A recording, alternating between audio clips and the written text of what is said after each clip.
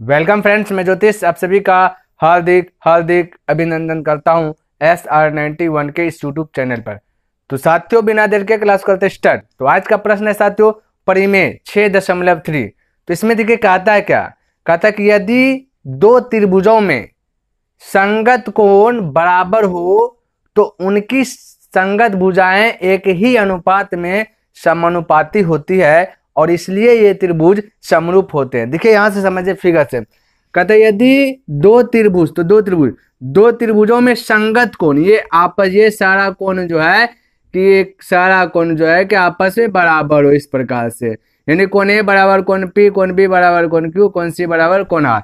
कहते यदि दो त्रिभुजों में संगत कोण बराबर हो तो उनकी संगत भुजाएं एक ही अनुपात में समानुपाती होती है, यानी कि एक ही अनुपात में क्या आती है, समानुपाती होती है। तो कहता है इसलिए ये त्रिभुज समरूप होते हैं। ये चीज सिद्ध करना है, यानी कि आपको दे दिया गया है तो क्या दिया गया, कोण ए बराबर कोण पी, कोण बी बराबर कोण क्यू और कोण सी बराबर कोण आर दिया गया। आपको सिद्ध करना है कि संगत भुजाएं एक ही अनुपात में समानुपाती थे। तो सिद्ध करना ए बी बटे पी क्यू और ए सी बटे पी आर और बी सी बटे क्यू आर, ये चीज आपको सिद्ध करना है। तो साथियों हमने यहाँ पे क्या कर रहे हैं, लिख रहे हैं, क्लियर है।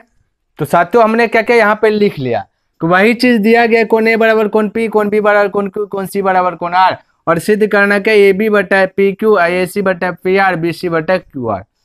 तो गाइज ये चीज आपको सिद्ध करने के लिए कुछ ना कुछ आपको रचना करना पड़ेगा, क्योंकि जो सवाल में दिया था वो चीज तो हमने यहाँ पे लिख लिया है ना। तो हमें क्या करना है, ये चीज सिद्ध करने के लिए रचना करना पड़ेगा। तो देखिए कि यदि यहाँ से यहाँ इसको मिला दे तो, और इसका यदि हम नाम बोले डी ई, यानी कि ए से बी के ही बराबर भुजा हमने क्या लिया, पी से डी लिया। क्या लिया, ए से बी को जितना बड़ा उतना बड़ा क्या है, पी से डी, यानी देखने में आपका हूबहू फिगर लग रहा है। ये फिगर दोनों एक जैसा लग रहा है, यानी सर्वांशम है। तो हम यहाँ पे देखिए, यहाँ पे क्या कर सकते हैं, रचना में हम बोल सकते हैं कि ए बी के बराबर हमने क्या लिया, एक पी डी, क्या चीज, पी डी, और क्या बोले ए सी के बराबर पी ई, ए सी के बराबर क्या है, पी से ई। आप बोल सकते हैं बी सी के बराबर क्या है, डी ई, ये भी चीज बोल सकते हैं, लेकिन इसका यूज नहीं होगा। तो बस इतना सा ही हमने क्या किया, यहाँ पे लिया। तो रचना में ए बी बराबर पी डी और ए सी बराबर पी ई। अब देखिए बनाने का एक रास्ता खुल गया। तो देखिए हम यहाँ पे लिख रहे हैं, हम क्या कर सकते हैं साथियों कि त्रिभुज ए बी सी और पी डी ई में, क्लियर है। तो यहाँ पे लिख रहे प्रमाण में है ना, प्रमाण। तो त्रिभुज ए बी सी और त्रिभुज पी डी ई में, क्लियर है। ये चीज यहाँ पे हमने लिखा। अब देखिए यहाँ पे देखना है, तो क्या देखना है, सबसे पहले हम बोल सकते हैं कि ए बी बराबर क्या है, पी डी, नहीं है, ए से बी बराबर क्या है, पी डी। तो हम यहाँ पे बोल सकते हैं कि ए बी इक्वल क्या आपका पी से डी है, यानी ये कहाँ से गाइज, रचना से, क्योंकि अभी हमने क्या क्या रचना किया था, क्लियर है। तो ए से बी बराबर क्या गया, पी से डी। और एक बात ध्यान से, कोण ए के बराबर कोण पी है, ये त्रिभुज में है ना, ये त्रिभुज में कोण ए बराबर क्या आपका कोण पी है। तो हम बोल सकते हैं कि कोण ए इक्वल आपका कोण पी है। ये क्या साथियों, ये आपका दिया गया है, क्या दिया है, अच्छा देखिए यहाँ पे क्या दिया गया, कोण ए बराबर कोण पी। बोल सकते हैं, बिल्कुल बोल सकते हैं, इसमें कोई हिचकने की जरूरत ही नहीं। और क्या बोल सकते हैं, पी से ई बराबर पी से ई, यानी कि बी से सी बटा पी से ई, बोल सकते हैं, बिल्कुल बोल सकते हैं। तो हम बोल सकते हैं कि ये देखिए ए से सी, देखिए ए से सी बराबर पी से ई बोल सकते हैं ना। तो हम बोले ए से सी बराबर पी से, ये दोनों के साथ बराबर है, पी से ई। ये भी कहाँ से गाइज, रचना से, कहाँ से, रचना से। इसमें तो आपको कोई दिक्कत नहीं होना चाहिए। तो एक दो भुजा हो गया, एक भुजा दो भुजा हो गया, एक कोण हो गया। तो दो भुजा और एक कोण से ये क्या आ गया ना, सर्वांशम हो गया, क्योंकि फिगर जो है सेम जैसा है। तो जब सेम फिगर रहता है, जुड़वा बाई रहता है, हम सकल यानी सेम टू सेम, तो वो सर्वांशम कहलाता है। तो हम कह सकते हैं कि त्रिभुज ए बी सी सर्वांशम त्रिभुज पी डी ई, यानी कौन नियम से, S A S, side angle side नियम से ये बोल सकते हैं। अब देखिए यहाँ पे क्या कर सकते हैं, जब इसको सर्वांशम दिखाने में हम सक्षम हो गए हैं, त्रिभुज एबीसी और त्रिभुज पीडीई को, और आपको देखने में भी लग रहा है कि सर्वांशम है, तो जैसे सर्वांशम दिखाने में हम क्या ये सक्षम हो गए, वैसे सर्कमफेरेंस का नियम कहता है कि सभी एंगल, सभी भुजाएं आपस में क्या होते हैं, बराबर होते हैं। तो हम यहाँ पे कह सकते हैं कि कोण बी बराबर कोण डी हो जाए। एंगल यानी सभी कोण और सभी भुजाएं आपस में क्या होते हैं, बराबर होते हैं। तो हम यहाँ पे लिख सकते हैं कोण बी बराबर कोण डी। यहाँ पे देखिए कोण बी बराबर कोण डी बोल सकते हैं, इसमें कोई डाउट, किसी को डाउट नहीं होना चाहिए, क्योंकि जैसे सर्कमफेरेंस होता है सभी भुजाएं सभी कोण आपस में बराबर होता है। तो यहाँ पे कंडीशन भी लिख सकते हैं बाई सीपीसीटी, बाई सीपीसीटी है ना, बाई सीपीसीटी यानी सीपीसीटी द्वारा, यानी सभी कोण सभी भुजाएं आपस में बराबर है, इसलिए कोण बी बराबर कोण डी हमने लिख लिया। और एक चीज देखिए फॉलो कीजिए, कोण बी बराबर कोण बी बराबर कोण क्यू भी है, ये तो आपको दिया गया। अच्छा देखिए बात साथियों, ये गिवन है, दिया गया है, ये क्या है, दिया गया है। कोण बी बराबर कोण क्यू आपको दिया गया, कोण बी बराबर कोण क्यू दिया गया। अच्छा हम कह सकते हैं यदि इसको फर्स्ट एज्यूम कीजिएगा, फिलहाल फर्स्ट, और इसको सेकेंड एज्यूम कीजिएगा, तो फर्स्ट और सेकेंड से हम बोल सकते हैं कोण बी के बराबर कोण डी है, कोण बी के बराबर कोण डी बराबर कोण बी के बराबर कोण क्यू, ऐसे बोल सकते हैं। और ये कहाँ से दिखे, यहाँ पे भी, यहाँ इसे फर्स्ट और सेकंड से भी बोल सकते हैं, या फिर कोण डी बराबर कोण क्यू, कोण डी बराबर कोण क्यू। यहाँ कैसे साथियों, संगत कोण से, संगत कोण से, क्या चीज जगह है, संगत कोण से। अब देखिए ध्यान से, यहाँ समीकरण फर्स्ट और सेकंड से ये भी बोल सकते हैं। अब यहाँ पे देखिए क्यू एस गाइज, अब यहाँ पे देखिए फंडा क्या हुआ, जैसे साथियों कोण डी बराबर कोण क्यू हुआ, उसी प्रकार से हम कह सकते हैं कोण ई बराबर भी कोण क्या हो जाएगा, कोण आर हो जाएगा, होगा कि नहीं।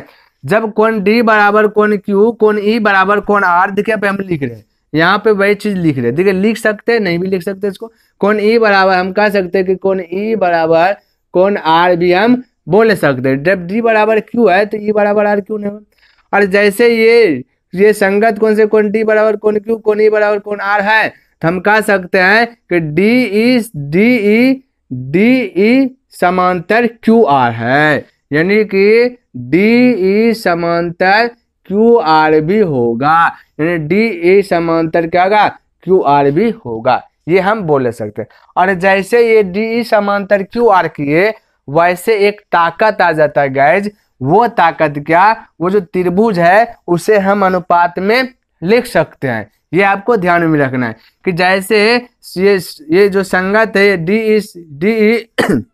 डी ई समांतर क्यू आर है, उसी प्रकार से हम इसको अब अनुपात में लिख सकते हैं। ये पावर जैसे आ जाता है गाइज, याद रखना है कि समांतर डी ई समांतर क्यू आर, ये जो पावर आ गया, तो हम उन दोनों त्रिभुज को जो है कि अनुपात में लिख सकते हैं। तो यहाँ पे देखिए किस प्रकार हम कह सकते हैं कि अब तो पी डी बटा डी क्यू बोल सकते हैं, पी डी बटा डी क्यू, ये दे पी डी बटा डी क्यू इक्वल पी सही अपॉन ई से आर, इसमें कोई संकोच नहीं है, ये हम क्या कर सकते हैं, बोल सकते हैं।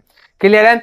अब देखिए ध्यान से, हम क्या कर दे, इसको उल्टा करके भी लिख सकते हैं। हम बोल सकते हैं कि डी क्यू बटा पी डी और ई आर बटा पी ई, बोल सकते हैं नहीं, बिल्कुल बोल सकते हैं। चलिए हम इसको उल्टा करके लिख देते हैं। तो यहाँ पे देखिए हम क्या बोल सकते हैं कि डी क्यू बटा पी डी, उल्टा है, डी क्यू बटा पी डी भी हो सकता है और P E upon E R, ऐसे भी हम लिख सकते हैं, इसमें कोई संकेत नहीं है। क्लियर। अब देखना है, अब क्या करना है, हमें साथियों सिद्ध करना है क्या चीज, इस पे फॉलो कीजिए। सिद्ध करना है कि A B upon P Q, तो यानी ना तो इधर पी क्यू कुछ दिख रहा है ना ए बी दिख रहा है। चलिए ए बी नहीं दिख रहा है लेकिन पी क्यू दिखना चाहिए। हम बोले पी से क्यू ज्ञात करना है, तो पी से क्यू कब आएगा, जब गाइज पी डी और डी क्यू ज्वाइंट हो जाएगा, यानी पी से डी और डी क्यू आपस में ज्वाइंट हो जाएगा, जुड़ जाएगा तब। तो यानी हम कह सकते हैं पी डी, ये वाला पी डी और ये डी क्यू, ये देखिए पी से डी और डी क्यू, पी डी और डी क्यू आपस में ज्वाइंट यदि हो जाए तो क्या होगा ना, ये पी से क्यू प्राप्त हो जाएगा, जो कि यहाँ थोड़ा सा जो कि एज्यूम हो जाएगा पी से क्यू। और पी डी बराबर आपका ए बी दिया गया है, तो हम पी डी के स्थान पे ए बी लिख देंगे, यानी कि ये दोनों आपस में आ जाएगा ना। यानी ये दोनों यदि पी डी और डी क्यू यदि जुट जाए, ये पी डी और डी क्यू आपस में जुट जाए, पी क्यू हो जाएगा, और पी डी के स्थान पर हमने क्या करें, ए बी भी लिख सकते हैं क्योंकि बराबर है। तो यहाँ पे क्या करना, तो जब एक दूसरे को ज्वाइंट करना होता है तो हमें क्या करना पड़ेगा, 1 को जोड़ना पड़ेगी, दोनों साइड 1 को।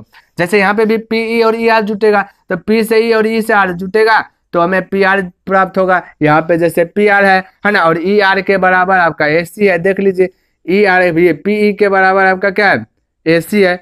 यहाँ देखिए इसको पलटना है ना गाइस, जिसको नहीं पलटे तो इसको भी पलटिए। यहाँ पे क्या है, ई से आर, देखिए पलट रहे ना, ई से आर बटे पी से ई होगा ना, पी से ई, तो ध्यान में रखना यहाँ पे नहीं पलटे थे गाइस, तो इसको भी आपको पलटना है। क्लियर है।